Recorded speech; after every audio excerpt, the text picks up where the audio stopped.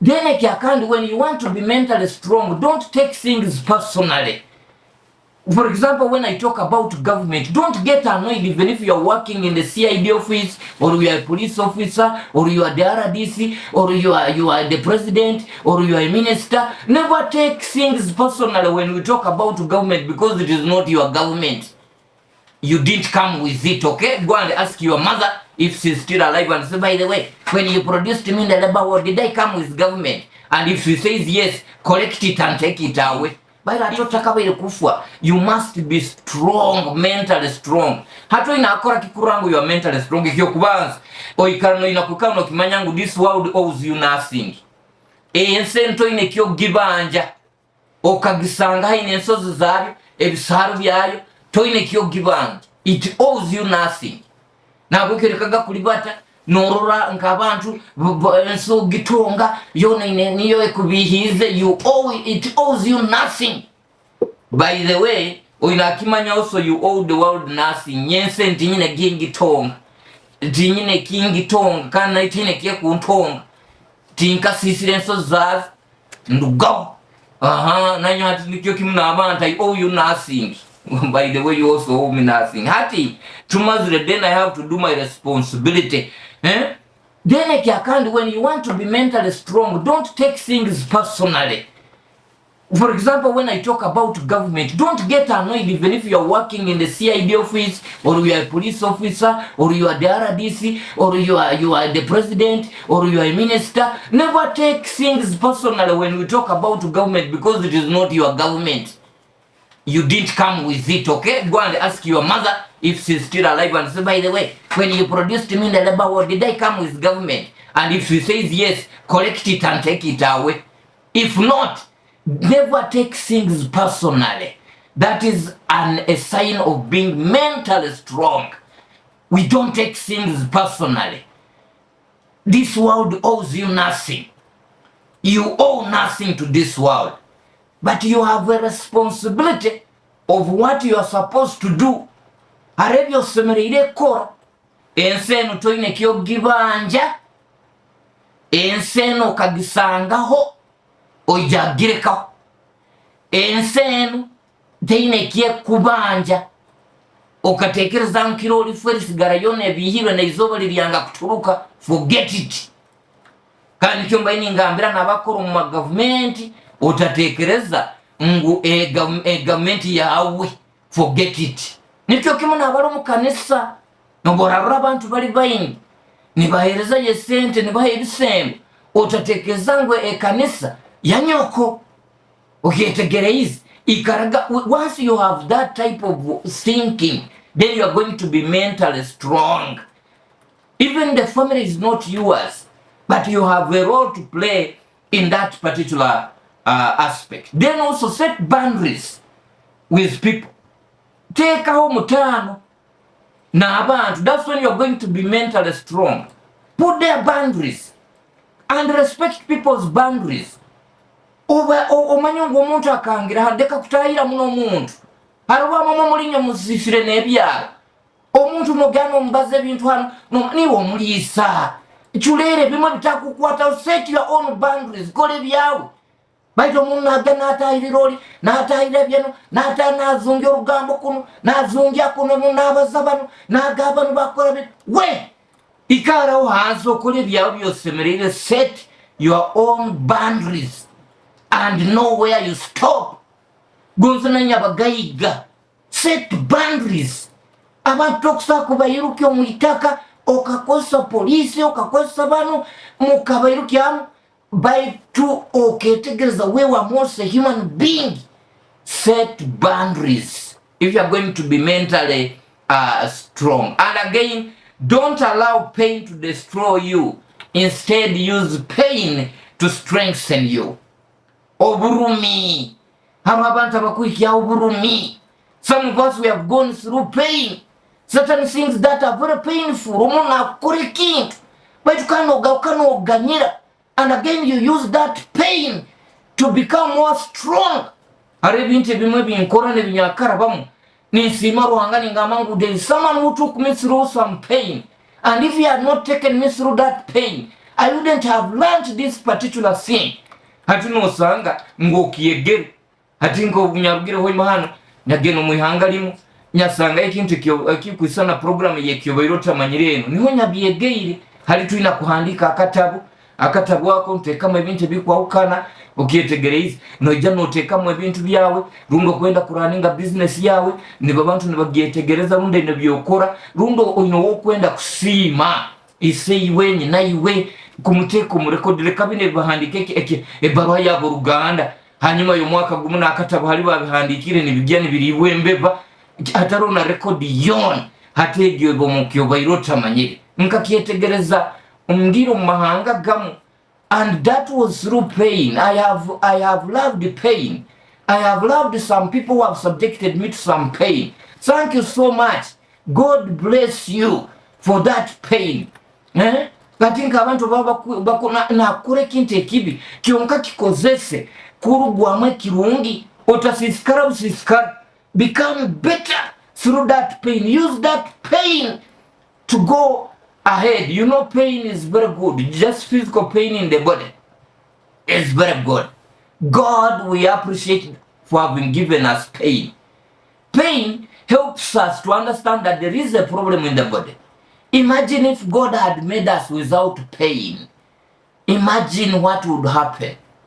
Someone would come from work and then the wife alleges that he has been with women and the man gets annoyed.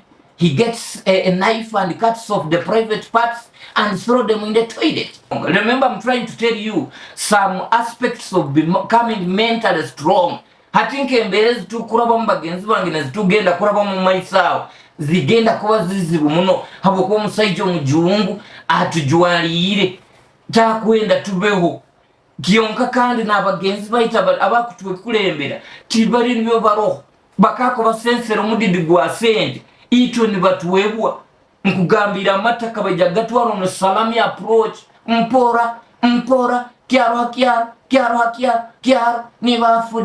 nibafudika kugya kwijukira udeti miteriyo hatoja kuronka mu kafwe bayire echuire mai ne yetororo nesana gabo je tumsagara kwa mama magezi mkerura muri independent hata abantu bakagenda kusalira yusalira yembuzi mumgiye kyo kutekereza what can we do in terms of boundaries around it bagwesalira embuzi. But that thinking should stop. That witchcraft mentality should stop. Stop it. Become a thinker, political thinker, social thinker, academic thinker. Come back to school and study. Hey, mukabaki baitu noenda kuba stronger. Use pain to create more strength. Ekyakandi bana herese self esteem. We urego munda kuri no yehuro rumu okyetegereze nayo no yehura ngo uri muntu nyoja kundora ganyehura ndi muntu. You can't make me feel so bad. No bwakunjuma. I know who I am. I know where God has got me from. And I know how I can be helpful to society. Whether you want it or not. Sometimes I keep quiet for the self-esteem. Don't fear being alone on issues. Leka kweura kakubo osigara wenka noborabo hubaire wenko mukinte kiyokora elemera yo otahura no yenda popularism hati kwenda kugambira abasigazi bakwenda kubayamba enjahe omwenge masinika kangaza kitoko tikikuja kubatwara omumaiso orabanombiro kandi muri bayingi abakiro bundi bajja kubatina kubagamba uko mwino obururu. Not me. Why?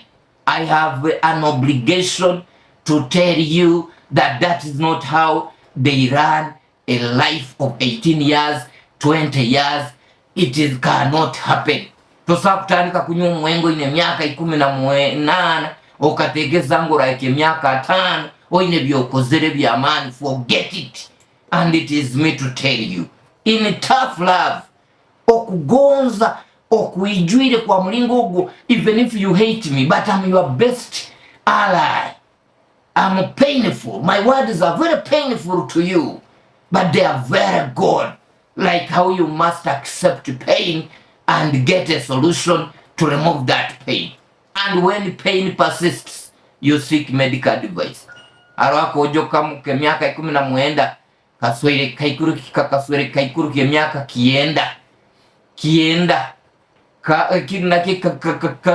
kiorwanjo kikamara miaka 5 ni kiefwera kienda netano onaka sangwa kyali muto ogyetegereze ono 5 years baitu bachaka irinanga inerinchuli kaikuru natwa kasikilo kina senti mama estate hata baire mkuguza nebintu abayijukuru bomkaikuru bagaba kwende bintu byabo nandiwe bintu timo kubitwa bali mukoti kandi nempeta kaginanga bakasibwa nempeta naka kaikuru boja abantu bakujja kugwira yo kutekezanga abantu bakubwake wakwenda sente omojoka akabasingo mukoti nenju yagitunda nkoto yamu sente yage yaisasa busumbu enyuma abantu bagangwa ali broka taina na kikumi hato haki agena kuswero yananke ho mukaiku baitu no kietegezangu abantu bainentekereza zabo ezigwire ana owajja kuyamba apart from EKYOBAIRE OTAMANYIRE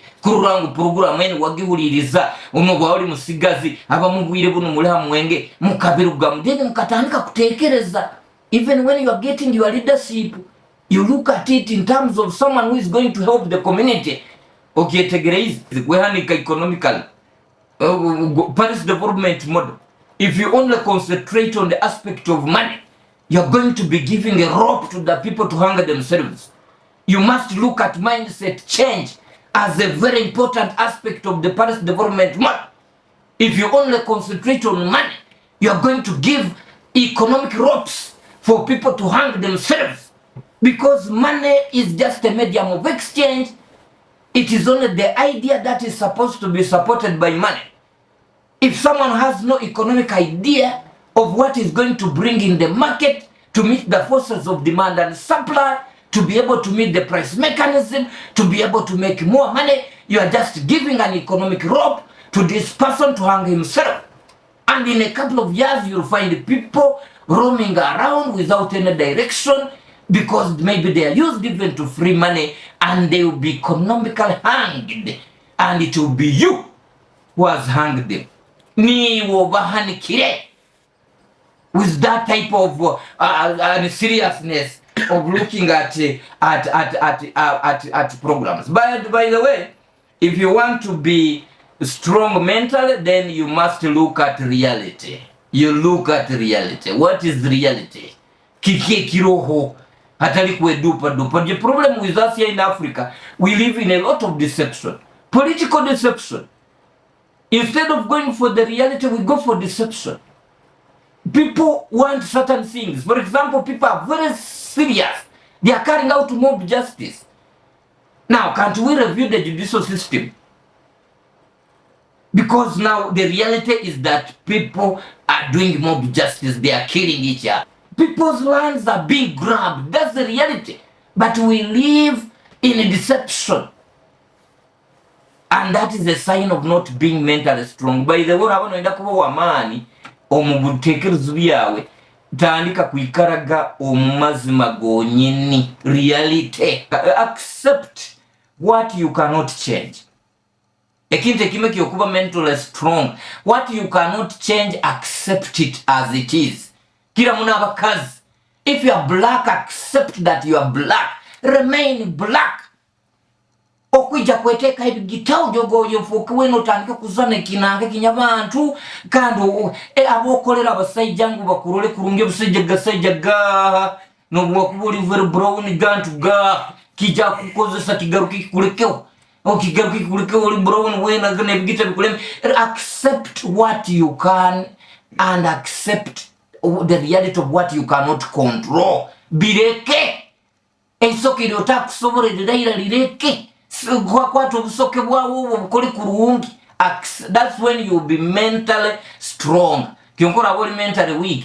Olebere isoke balikoze bate no kolero no leba no nyokole bano no lebo brown kan no gako brown no jano kono gako o kuija kusana wene kinanka Naija nota lipstick ni bagaso gwiro munanko mbuseraki kibujo nyumuntu cyane nagasoro ko bino na accident nzamanya tuntu iminwa niyo tire lipstick wakutekereza utayivi akuruna kandi bintu byesunga nanka ibo oli black okefora brown atubogya kuseka bagambo kuchura obogya kuchura bagambo kuseka oli harufu kuchura bagana akakuseka nzamanya minwa yono kagidabadabura na lipstick. Accept the things as they are, that this I cannot control it. That's how you can be mentally strong.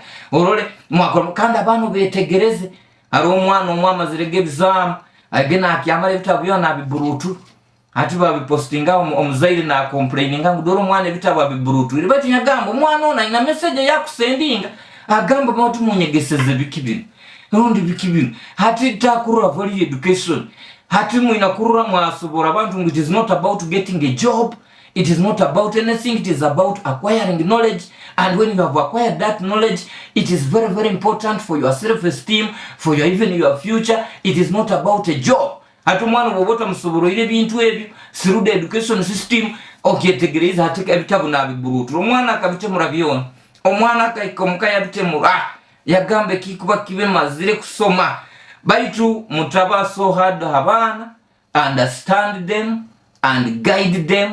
Hati nikikizibe. Of course you know we have a problem. So we are trying to make sure that we put this society down and then we can be able to circumcise it. And if it can walk, then it can dance. If it can talk, then it can sing. And once it begins talking, then we can compose a song of development. Okay, tegereza hatinka hatibun aba Japan mistenseka bebalemerusa kubota kimanyiri. They had failed to develop until they came up with the concept of JIT. JIT stands for just in time. The concept of JIT helped the Japanese to undertake development. But here we are trying to carry out development without a proper direction. Where are we going to pass? Nosanga bantu obwire nditubusisi. Nosanga mulo mutaxi. Muli bantu nka 10 ni muhika 13 ni mulindo wakandi timanyire runda agenda rundi tagenda. You keep waiting for one person. Oho mulinziri timumanyire nayi ohagya genda ngutukyalenziro aba driver bamwe banza natamu nagichanga talini wagya kuvuga nabanza nabatwale nyuma nabagaru maiso ni mbawo nusanendo mulinziro omuntu ntamanya umulinziri halo muloja ye byamire na malayi hate kikumanyisa nanyi muri mukuyamba mukikorweki hati nibona amarira muhura na atahamu ni mukinga kujya kuhure nanka yone sisikaire obundi cyo mukatunga na accident kutwale kikage kikumubambalaye baitu we waste a lot of time titwina booking system titwina kino hate okuja kuri omuntu olimire bicho olibiyawo hate obirimiro hagya kubiguru ngutimanyiri aba Japan bakarugwame kibagenda ha concept of JIT, just in time. Bo bakole kintu kiona bamanyire kino nikyo bagya koroba bamwe bakole motoka baba manyire orders ingazi twina kuruga mu Africa, orders ingazi twina kuruga mu America, orders ingazi twina kuruga mu kichweka kiti nibateraneza order nibamanya baraba ina order 10 bayjakore steering 10 bakole indicator 10 mirunde ena bakole radio zigenda buli motoka niba buli kantu kon busaka kusigaraho emotoka buzibane zikyaho ni haja ayakozere odayi nazitwara tibagira store zingi bayititwa nokole bintu tomanyire bijyaguruwo abakora furniture nibakole entebe nibatekaho za sofa tizina order owebicholi nawo naja natekaho nakokya nayokya nawo natekaho ataba boda nibaja stage tibamanyire bagya kutwara oho nabo niba staging aho hati naite tutekana program yekiyobaire otamanyire tumanyire hakuliza unatakuliza ndikabujonde tukoli yakajita urundi bateri yesimu tumanye baliyo hati sakwa tuli hano ntuehemya hataro nakuura win kali ukawa wanze bateri yesimu ha YouTube bagambire baro hata watu garama rana tuzakubano ntuehedeka we ndamanya buzayo mutakuliza nakai baka ba Japan bakakora concept of JIT bocenye tukole inaitwa kanta katukura bao haromaja wegena nkaguza ekando kaguva galififi kando wagamba kufudika ekando wagamba kiyobaire otamanyire headmaster umwana kike nyagabo join na Yesu toku mujuko mukuru ya gambi yagamba I'm the bread of life, I'm the son of man, I'm the way. Nalenga okuolekya society ngo bitu biri bingi muno gonze motokezo zirohura ne hindra ne iraka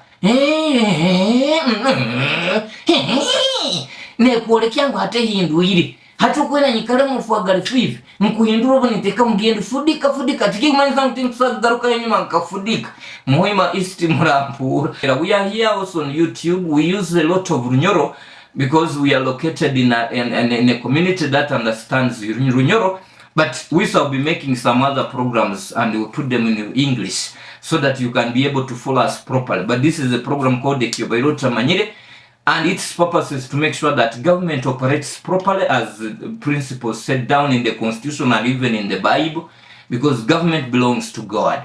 We also want families to run properly, and then also the church. So those are the aspects that we bring up, and we are not apologetic. We don't apologize for bringing out the truth. We don't apologize. We are sorry. We don't apologize. We don't. Even to you, the colonialists, if you are watching us on YouTube and you are trying to suppress us in Africa, forget it. We are now alert. Mutusangire nturora.